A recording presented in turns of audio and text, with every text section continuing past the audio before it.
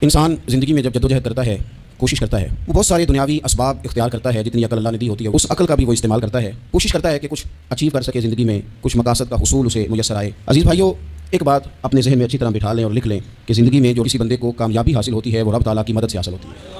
اگر رب تعالیٰ مددگار ہو تو پھر کوئی چیز بھی رستے میں رکاوٹ نہیں بنتی، اور اگر مالک کریم کو منظور نہ ہو تو انسان بہترین سیاستدان ہو، اچھا ایڈمنسٹریٹر ہو، اس کا ذہن بڑی وسعت رکھتا ہو، بڑی اچھی پلاننگ کرنا جانتا ہو، سارا کچھ ہو، بندہ ناکام ہو جاتا ہے۔ مسلمانوں کو جتنی کامیابیاں ملیں ان کا پس منظر صرف اتنا تھا کہ اللہ تبارک و تعالیٰ نے اپنے بندوں کی مدد فرمائی، اور اب تعالیٰ نے قرآن مجید میں اس حقیقت کا بیان کیا، فرمایا بل اللہ مولاکم، فرمایا بلکہ اللہ تمہارا مولا ہے، وہو خیر الناصرین، اور وہ بہترین مددگار ہے۔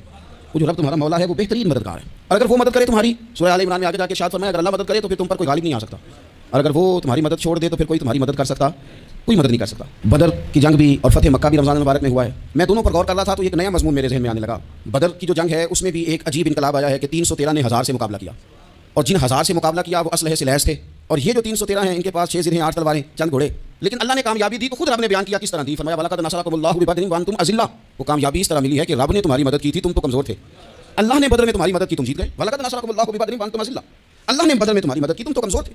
پھر فتح مکہ نصیب ہوئی تو اس میں بھی بہترین منصوبہ بندی نبی پاک علیہ السلام نے فرمائی، بہترین حکمت عملی حضور نے اپنائی، لیکن ہمیں جو اللہ رسول نے بات سمجھائی وہ کیا ہے، اذا جاء نصر اللہ والفتح، فرمایا جب اللہ کی مدد آئی اور فتح نصیب ہو گئی۔ یہ اللہ نے مدد فرمائی تمہاری، یہاں بھی فتح مکہ بھی اللہ کی مدد سے، جنگ بدر بھی اللہ کی مدد سے، وہ جو مدد ہے اللہ تعالیٰ کی۔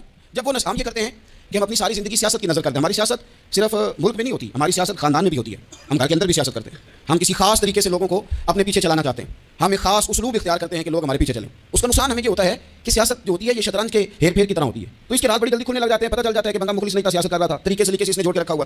ہم ہر جگہ سیاست کے بل بوتے پر چیزوں کو لے کے چلنا چاہتے ہیں، سیاستیں ناکام ہو جاتی ہیں، سیانے لوگ فیل ہو جاتے ہیں، بچتا صرف وہی ہے جس کے پیچھے رب تعالیٰ کی مدد شامل حال ہوتی ہے۔ اپنی زندگی کے اندر ہم جو کچھ بھی کر رہے ہیں، جس شعبے سے بھی ہمارا تعلق ہے، آج ہم نے اس بات پہ غور کرنا ہے کہ پہلے تو یہ غور کر لیں کہ جو کام ہم کر رہے ہیں کیا وہ کام ایسا ہے کہ اس میں اللہ کی مدد ہمیں ملے گی۔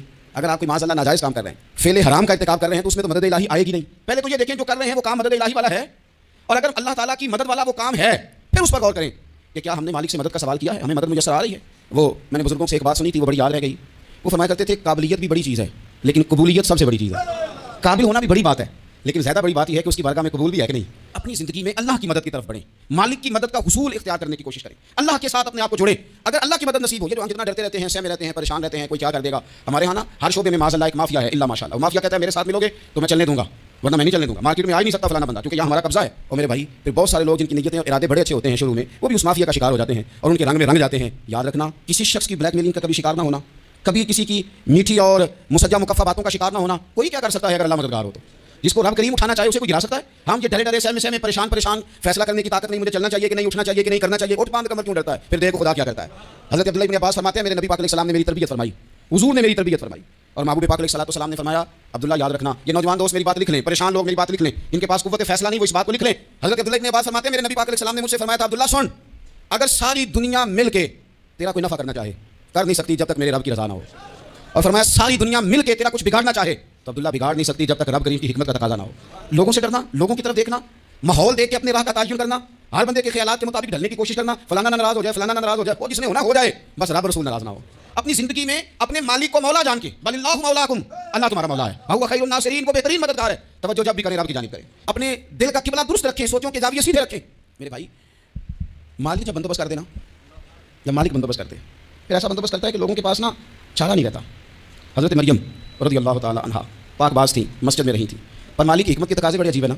پھر جناب مریم کو اللہ تعالیٰ نے بغیر شوہر کی اولاد عطا کر دی۔ یہ بات ہی ایسی تھی، وہ کسی نے کہا تھا کہ مخلوق تو فنکار ہے اس درجہ کے پل بھر میں، سنگے در کعبہ سے بھی اسنام تراشے، تم کون ہو کیا چیز ہے داغے کبابی۔ لوگوں نے تو مریم پہ بھی الزام تراشے، تو لوگوں نے کہا کدھر سے لے آئی بچہ، تیرا باپ تو ایسا نہیں تھا، کہاں سے لے آئی؟ اللہ کرے میں آپ کو سمجھا سکوں، ذرا اپنے آپ کو وہاں کھڑا کریں کہ ایک پاک باز عورت، پاک باپ کی بیٹی، طیب ماں کی بیٹی، اور اللہ کے گھر میں پرورش پانے والی خاتون، ایک وہ وقت اور ایک یہ وقت کہ اس عورت کو کٹہرے میں کھڑا کر کے پوچھا جا رہا ہے کہ معاذ اللہ تیری گود میں بچہ جائز نہیں ہے، کہاں سے لائی ہے؟ اب خود سے صفائیاں بندہ کتنی کو دے، کتنی کو وضاحت کرے۔ اور میں نے تو اپنی زندگی میں دیکھا ہے زیادہ وضاحت دینے والے کو بھی لوگ جھوٹا سمجھنے لگ جاتے ہیں، زیادہ وضاحت دینے پر بھی لوگ کمزوری کا اظہار سمجھتے ہیں کہ کمزور پڑ گیا۔ آپ صلح کی کوشش کرتے ہیں، سامنے والا بزدل سمجھ لیتا ہے، زیادہ وضاحتیں بھی کمزور کر دیتی ہیں۔ اب حضرت مریم کو کٹہرے میں کھڑا کر کے کہا بچہ کس کا ہے، تو پھر خدا بندوبست جب کرے، اللہ جب مددگار ہو، تو پھر حضرت مریم کی گواہی درختوں سے نہیں دلوائی، اس نے پتوں سے نہیں دلوائی، پھر فرشتے نہیں بھیجے۔ حضرت مریم کہنے لگی مجھ سے نہ پوچھو، وہ جو پنگوڑے میں ہے اسی سے پوچھ لو، ان سے پوچھو نا، وہ کون ہے پوچھ لو، ان سے کر لو سوال۔ انہوں نے کہا پنگوڑے میں چند دنوں کا بچہ، یہ جواب دے گا؟ مددگار تھا رب، ان کی برات کا اعلان کرنا تھا مالک نے، اور جب مالک اعلان کر دے، جب مالک تیری صفائی دینا چاہے، جب مالک تجھے دنیا کے سامنے نکھارنا چاہے، تو پنگوڑے میں لیٹے حضرت عیسیٰ بول کے کہنے لگے انی عبداللہ آتانی الکتاب، فرمایا میں اللہ کا بندہ ہوں، رب نے مجھے کتاب عطا کر کے نبی بنا کے دنیا میں بھیجا ہے، میں اللہ کا بندہ ہوں، کتاب لے کے آیا ہوں، نبی بن کے آیا ہوں۔ پھر پنگوڑے سے اعلان ہو گیا، پھر بچہ بول پڑا۔ اور یہ ایک دفعہ نہیں بات ہوئی، یہ بنی اسرائیل میں ایک جریج نام کے شخص بھی تھے جو نماز پڑھ رہے تھے، بعض نے لکھا ہے نفل نماز تھی، اماں نے پکارا تو آئے نہیں، تو ماں کے منہ سے نکل گیا تو اتنی دیر تک مرے گا نہیں جب تک کسی بے حیا عورت کا منہ نہ دیکھ لے۔ تو وہ عبادت گزار تھے، لیکن لوگوں نے ان کی عبادت ریاضت پرہیزگاری کو نہیں دیکھا، بس ایک عورت کو بھیج کے الزام لگوا دیا۔ وہ عورت آیا جایا کرتی تھی، اب آ جاتی ہیں عورتیں مسئلہ پوچھنے کی نیت سے بھی آ جاتی ہیں، ماحول میں کچھ جگہ ایسی بھی ہیں جہاں عورتیں دم کرانے کے بہانے آ جاتی ہیں۔ وہ خاتون آتی جاتی تھی اس خانقاہ پہ، آستانے پہ، یہ بخاری میں موجود ہے، پر اس نے کہا میری گود میں جو بچہ ہے یہ انہیں کا ہے۔ مجھے پتہ ہے کیسے بندہ وضاحت دے، حالات خراب ہو گئے، لوگ کٹیاں جلانے لگے، ماحول اور طرح کا بن گیا۔ میرے نبی پاک علیہ الصلوۃ والسلام فرماتے ہیں پھر اس رب کے بندے نے کہا مالک تو کریم ہے، تیری مشیت کا تقاضا آیا جو میری ماں نے جملے بولے تھے، پر اب میں وضاحت دینے کے قابل نہیں رہا، اب تو ہی کرم کرے گا تو دروازہ کھلے گا۔ تو وہ چند دنوں کا بچہ پنگوڑے میں بول کے کہنے لگا میں اس درویش کا نہیں، میں تو فلانے چرواہے کا بچہ ہوں، وہ جو بکریاں چراتا ہے۔ رب کی مدد کو پکاریں، اپنے ساتھ اپنے مالک کی مدد کو شامل کریں، تھوڑے رزق پر بھی گزارا اچھا ہونے لگ جائے گا۔ سارے لوگ آپ کو گرانے کی تدبیریں کر رہے ہوں گے اور مالک آپ کو عزتیں عطا فرما دے گا، اس کی بارگاہ سے حکمت کا تقاضا اور ہو جائے گا۔ ہم نے ساری زندگی لوگوں کو راضی کرنے میں گزار دی، ساری زندگی بڑھاپا آ گیا بچوں کو پالتے، اور بچوں نے آخری عمر میں کہہ دیا ابا اگر کوئی ڈھب کا کام کر لیتے تو آج ہمارے دن بھی پھیر نہ جاتے۔ ساری زندگی گزار دی بہن بھائیوں کو راضی کرنے میں، ساری زندگی گزار دی ذمہ داریاں اٹھانے میں، ان کو 99 دفعہ دیا، ایک دفعہ نہیں دیا تو انہوں نے کہہ دیا تو نے تو کبھی دیا ہی نہیں، تو تھا ہی نہیں۔ ساری زندگی محلے داروں علاقے والوں کو راضی کرنے میں گزار دی۔ اور میں نے ایسے لوگ بھی دیکھے دین کے لیے وقت گزارا، لیکن جب بڑھاپے میں دانت کام نہ کرتے تھے تو وقت کے مفتیوں کو بھی مسجدوں کی کمیٹیوں نے کہہ دیا اب آپ کی سمجھ نہیں آتی، ہم نے خطیب کو اور رکھنا ہے، نہ دیکھو دنیا کی طرف، دنیا رلا دیتی ہے، نہ راضی کرو بندوں کو، بندے تھکا دیتے ہیں، نہ پیچھے بھاگو ہر وقت دنیا داروں کے، یہ انسان کو کمزور کر دیتے ہیں، وہ تو کریم ہی بڑا ہے، 2 آنسو زمین پر بعد میں گرتے ہیں، بندے کے گناہ سارے پہلے معاف فرما دیتا ہے۔ اللہ کی مدد کا حصول، اپنے مالک کی مدد کی طرف بڑھنا، آپ کو بدر کی جنگ بھی یہی درس دے گی، آپ کو احد کا میدان بھی یہی سبق دے گا، فتح مکہ بھی یہی سبق دے گا۔ میرے دوستو جب رب مدد فرمائے، جب اللہ مددگار بنے، دوستوں سے ایک بات اکثر کرتا ہوں، میں کہتا ہوں کہ جتنے درد سے آپ امیر کو اپنی کہانی سناتے ہیں نا، اور جس طرح آپ کے آنسو بات کرنے سے پہلے گر جاتے ہیں کہ غریب ہیں، بچیاں ہیں، کاروبار نہیں، او میرے سنگیو، اس سے آدھے آنسو اپنے رب کی بارگاہ میں بکھیرو، اس کے حضور عرض گزار ہو جاؤ، اس سے طلب کرو۔ ایک وقت انسان پر زندگی میں ایسا آتا ہے کہ اسے یوں محسوس ہوتا ہے کہ میرا سایہ بھی ذرا سا پیچھے ہٹ گیا ہے، اسے یوں لگتا ہے کہ میں کسی سہارے پہ ہاتھ ڈالتا ہوں تو وہ بھاگ جاتا ہے مجھ سے، لیکن مالک کی بارگاہ ایسی عظیم بارگاہ ہے، رب رسول کے آستانے اتنے بڑے ہیں کہ آپ جب وہاں کشکولے طلب دراز کرتے ہیں تو جھولی پھیلانے میں دیر لگتی ہے، ان کو بھرنے میں تو کوئی دیر نہیں لگتی۔ ہم نے اپنا سوچ کا قبلہ ہی دنیا کو بنا لیا ہے۔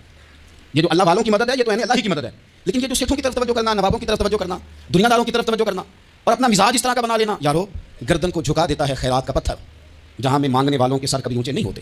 اور اقبال کہتے ہیں غیرت ہے بڑی چیز جہاں نے تگ و دو میں، پہناتی ہے یہ فقر کو تاج سردارا۔ میں عرض کروں گا کہ اپنی آپ جب توجہ کا قبلہ اللہ رسول کو بنائیں گے تو فرماتے ہیں یرزقہ من حیث لا یحتسب، میں نہ تجھے وہاں سے رزق دوں گا جہاں سے کبھی تیرا گمان بھی نہیں کیا ہوگا، یہاں سے بھی مل سکتا ہے، تو نے سوچا بھی نہیں ہوگا۔ بخاری شریف میں حدیث ہے، حضرت جابر بن عبداللہ فرماتے ہیں نبی پاک صلی اللہ علیہ وسلم نے 300 لوگوں کا ایک لشکر روانہ کیا کسی مہم کے لیے، کسی جہاد کے لیے۔ حضرت ابو عبیدہ بن جراح رضی اللہ تعالیٰ عنہ امیر لشکر تھے۔ فرماتے ہیں غربت اتنی زیادہ تھی، بھوک اتنی زیادہ تھی کہ ایک کھجور دن میں ایک وقت کھانے کو ملتی تھی، اور کچھ دن ایسے آئے کہ اب کھجور بھی نہیں مل رہی۔ فرماتے ہیں اتنی زیادہ بھوک لگی مجاہدین کو 300 بندہ پتے کھا کے گزارا ہونے لگے، یہ بخاری میں موجود ہے۔ آپ فرماتے ہیں کہ دریا کے کنارے ہمارا پڑاؤ تھا، ٹھہراؤ تھا، جب بھوک سے نڈھال ہو گئے نا، وَيَرْزُقْهُ مِنْ حَيْثُ لَا يَحْتَسِبُ، اللہ وہاں سے روزی دیتا ہے، گمان بھی نہیں ہوتا۔ فرماتے ہیں ایک مچھلی اللہ تعالیٰ نے دریا کے کنارے بھیجی، فرماتے ہیں وہ تھی تو مچھلی پر پہاڑ جتنی تھی۔ بخاری میں لفظ ہیں، حضرت جابر بن عبداللہ رضی اللہ تعالیٰ عنہ فرماتے ہیں 300 آدمی 18 دن تک اس مچھلی کو کھاتے رہے، مچھلی ختم ہی نہیں ہوئی، مچھلیاں نہیں مچھلی، کہتے ہیں 18 دن 300 بندہ کھاتا رہا، مچھلی ختم ہی نہیں ہوئی۔ اور فرماتے ہیں کہ اس کی ہڈی نکال کے، کانٹا کہیں گے آپ اپنی زبان میں، کہتے ہیں وہ نکال کے نا تو اس کو کھڑا کیا نا جب، تو اونٹ کجاوے سمیت اس کے بیچ سے گزر جاتا تھا، 2 اس کے کانٹے جوڑے۔ فرماتے ہیں وہ اس کا گوشت ہم کھاتے تھے اور اس کی چربی بطور تیل کے ہم جسموں پہ ملتے تھے، بیماروں کو اس سے سکون آتا تھا، تندرستی شفا ہوتی تھی۔ فرماتے ہیں ہم کھایا بھی ہم نے، اور کچھ لے کے ہم مدینے بھی گئے، اور قربان جائیں نبی پاک نے بھی اس میں سے کھایا۔ ہم نے عرض کی حضور یہ معاملہ کیا ہے، یہ ماجرا کیا ہے؟ تو محبوب نے فرمایا تمہارے پاس غذا نہیں تھی، رب نے تمہارے لیے بندوبست کیا ہے، اللہ نے تمہیں دیا ہے۔ مکان شروع کر لیا، ایک صاحب نے مکان بنانے لگا، وہ حساب لگا رہے ہیں، کہتے ہیں میرے پاس اتنے پیسے ہیں، اتنے میں نے فلانے دوست سے کہنے اس نے دے دینے، اتنے فلانے رشتہ دار سے کہنے اس نے دے دینے، اتنے فلانے سے کہنے اس نے دے دینے، یہ ساری کاپی بنا کے مکان شروع کر لیا۔ جو روز کہتا تھا نا کوئی حکم ہو جاتے دسی، سب سے پہلے اس کو کام یہاں پیسے چاہیے، وہ کہتا ہو کال ہی منڈا ٹو رہا ہے، کہتے تو پرسوں 10 دن آپ جانے سن۔ میں آپ کو اپنے تجربے کی بات بتا رہا ہوں، یہ لوگوں کا خیال ہوتا ہے نا کہ آپ اسٹارٹ کریں فلانا کام ہم آپ کے ساتھ ہیں، اللہ کا ہی کوئی نظام ہے، وہ بالکل بھی نہیں ساتھ ہوتے، لیکن ایسا نہیں ہے کہ کوئی ساتھ نہیں ہوتا، اللہ تعالیٰ بڑے اسباب پیدا کرتا ہے، وہاں سے دیتا ہے جہاں سے گمان بھی ہمارا یہ ذہن بن جاتا ہے، ہم ساری اپنے حساب سے چلتے ہیں، اتنے رشتہ داروں سے اتنے، کون آپ کے ساتھ چلے گا، سوال ہی نہیں پیدا ہوتا۔ یہ سارے کام چھوڑ کے سب سے پہلے 2 رکھنے پڑو، اپنے رب کی بارگاہ میں، رسول کائنات کی بارگاہ میں گزارشات اور استغاثے پیش کرو، وہاں سے خیر طلب کرو۔ دنیا دار کیا دیں گے، کیا دے سکتے ہیں، کیا حیثیت ہوتی ہے کسی، اللہ کہتا ہے وہاں سے دوں گا، تو جو اللہ مال دے وہ لینا چاہیے کہ رشتہ داروں کا مال دینا چاہیے، جو اللہ دے وہ لینا چاہیے کہ سیٹھوں نوابوں کی جیبیں دیکھنی چاہیے، جو اللہ دے وہ قبول کرنا چاہیے، دیکھنا چاہیے کون سا آدمی کہاں پہنچ گیا۔ چھوڑو اپنی مٹی پہ چلنے کا سلیقہ سیکھو، کسی کے سنگ مرمر پہ چلو گے تو پھسل جاؤ گے، پھسل جاؤ۔ اس پر ایک اور بات عرض کر دوں صحیح بخاری سے مسلم سے، ایک اور بات، کچھ چیزیں ایسی ہیں جن سے اللہ کی مدد آتی ہے، مدد ملتی ہے، ایک چیز ان میں سے ایسی ہے جس سے بہت مدد نازل ہوتی ہے، وہ ہے کہ جب رب آپ کو دینا تو پھر آپ بھی اس کے راستے میں دیں، پھر مدد آتی ہے، پھر اور آتا ہے۔ بخاری مسلم میں حدیث ہے، یہ زیادہ ہی توجہ طلب عمر ہے، اس پر آپ غور کریں گے۔ حضرت ابو ہریرہ فرماتے ہیں کہ نبی پاک علیہ السلام نے فرمایا ایک شخص نے بادلوں کے اندر سے آواز سنی کہ فلاں آدمی کا کھیت اور باغ خشک ہو گیا ہے، وہاں برسو اور اس کے کھیت کو سیراب کرو۔ وہ بڑا حیران ہوا کہ بادل سے آواز آ رہی، پھر اس نے دیکھا کہ ایک پہاڑی پر بارش ہوئی, وہ بادل وہاں برسا, پھر نالیوں سے ہوتا ہوا پانی ایک طرف چلا, تو جس نے آواز سنی تھی حضور بیان کر رہے ہیں, وہ بھی پیچھے پیچھے چلا کے پانی کدھر جا رہا ہے. اس نے جا کے دیکھا کہ ایک مقام پہ ایک باغ کو وہ پانی لگ رہا ہے اور ایک آدمی وہ پانی لگا رہا ہے. اس نے اس سے پوچھا تیرا نام کیا ہے؟ اس نے کہا کیوں؟ کہنے لگا بتا نا. اس نے نام بتایا تو کہنے لگا یہی تو وہ نام ہے جو میں نے بادلوں کے اندر سے سنا ہے کہ فلاں کے کھیت کو پانی دے دو. اس نے کہا یار تو کیا عمل کرتا ہے کہ اسپیشل تیرے لیے بارش برسے؟ یہ بخاری پڑھ رہا ہوں, سیاستہ سے حدیث کر رہا ہوں. اس سے پوچھا تو کیا کام کرتا ہے؟ کہ جناب اللہ تبارک و تعالیٰ کا حکم کرم آیا کہ خاص تیرے لیے پانی برسے اور تیرے کھیت کو سیراب کرے. تو اس نے کہا چھوٹا ذمہ دار ہوں, اور جب فصل اگتی ہے تو 3 حصے کرتا ہوں. ایک حصہ اپنے بال بچوں پہ, بہن بھائیوں پہ خرچ کرتا ہوں, ایک حصہ پورا, اور ایک حصہ دوبارہ کاشتکاری پہ لگاتا ہوں, اور تیسرا حصہ خالص میں نے مسکینوں, یتیموں اور غریبوں کے لیے رکھا ہوا ہے. وہ جو تیسرا حصہ اللہ کرے آپ سمجھیں, وہ رب کے بندوں پہ تیسرا حصہ خرچ کرتا ہے نا, تو کریم مالک نے فرمایا جہاں سے غریب کا حصہ جاتا ہے وہ خیر خوش نہیں رہنا چاہیے, وہ جہاں سے مسکین روٹی کھاتے ہیں وہ خوش نہ رہے, جہاں سے یتیموں کو کچھ آتا ہے کہیں اس کی فصل رہ نہ جائے. میں اور آپ بھی اگر اپنے مال میں مسکینوں, یتیموں, غریبوں کے حصے رکھ لیں گے تو فصلیں خوش نہیں رہیں گی, ان کے اندر تازگی آئے گی, نور آئے گا, کرم آئے, خاص کر خدا کی رحمت برسے گی. مدد اللہ سے چاہیں, اپنی توجہات کا مرکز رب رسول کی ذات کو بنائیں, پھر آپ محسوس کریں گے کہ بڑی جلدی اللہ تعالیٰ کی مدد آنے لگی ہے. کبھی آپ صرف کہہ دینا میرا رب میرے ساتھ ہے, اس لفظ میں اتنی طاقت ہے کہ دشمن ویسے زیر ہو جاتا ہے. زندگی میں کسی سے بھی لڑائی ہو, اچھی طرح سوچ لیں کہ اللہ اس طرف ہے یا اس طرف ہے. اگر آپ زیادتی پہ ہیں تو پھر رب مظلوم کی جانب ہے. اگر اللہ کی مدد آپ کے ساتھ ہے تو دنیا کی کوئی طاقت آپ کو گرا نہیں سکتی.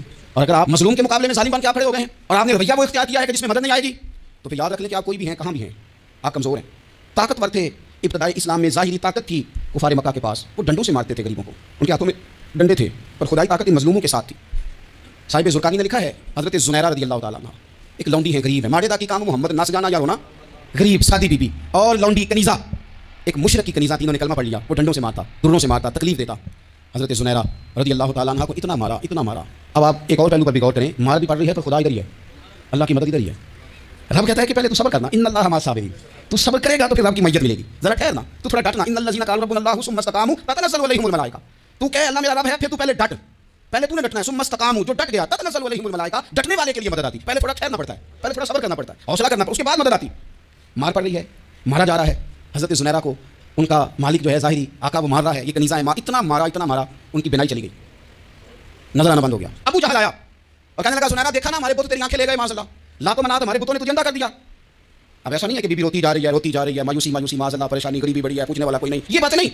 کیا جملے ہیں خاتون کے, کیا لفظ ہیں. ابو جہل نے تنزیہ کہا, معاذ اللہ, کہنے لگا دیکھا نا ہمارے بتوں نے تجھے اندھا کر دیا.